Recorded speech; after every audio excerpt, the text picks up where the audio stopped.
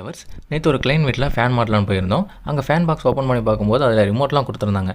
என்ன ப்ரோ ஃபேனுக்கு ரிமோட்லாம் கொடுத்துருக்காங்க அப்படின்னு நான் கேட்டதுக்கு, இது ஏசி ஃபேன் இல்லை ப்ரோ, டிசி ஃபேன். இதுக்கு ரெகுலேட்டரே தேவையில்லை, ரிமோட்லேயும் அந்த ஃபேனோட ஸ்பீடை நம்மளால் கண்ட்ரோல் பண்ணிக்க முடியும்னு சொல்லியிருந்தாங்க. இது நல்லா இருக்குன்னு சொல்லிட்டு நான் ஃபேன் அசம்பிள் பண்ணி வால் மவுண்ட் பண்ணிவிட்டு யூஸ் பண்ணி பார்க்கும்போது பார்த்தீங்கன்னா ரொம்ப நல்லா இருந்தது.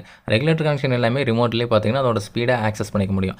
ஆனால் இந்த ஃபேன் வந்து ஆர்டினரி ஃபேனோட வாட்ஸ் ரொம்ப கம்மியாக தான் கன்சியூம் பண்ணோம். அதாவது இந்த ஃபேன் ஒரு டிசி ஃபேன் அப்படிங்கிறனால இதில் ஒரு எஸ்எம்பிஎஸ் பிஎல்டிசி மோட்டார் தான் இருக்கும். அதனால் இதோட பவர் கன்சப்ஷன் பார்த்தீங்கன்னா ரொம்ப லோவாக தான் இருக்கும். உங்கள் மந்த்லி கரண்ட் பில்லும் பார்த்தீங்கன்னா ரொம்ப கம்மியாக தான் வரும். இந்த ஃபேன் வந்து ரெகுலேட்டர் கான்டாக்ட் இல்லாமல் டேரக்ட் சுவிட்ச் கான்டாக்டில் ரிமோட்டில் ஆக்சஸ் பண்ணுறதுனால பவர் ஃப்ளக்சுவேஷன் வரும்போது நீங்கள் ரிமோட்டில் ஆஃப் பண்ணிட்டு சுவிட்ச் ஆஃப் பண்ணலைன்னா இதோட எஸ்எம்பிஎஸ் டேமேஜ் ஆகிறதுக்கு நிறைய வாய்ப்பு இருக்குது.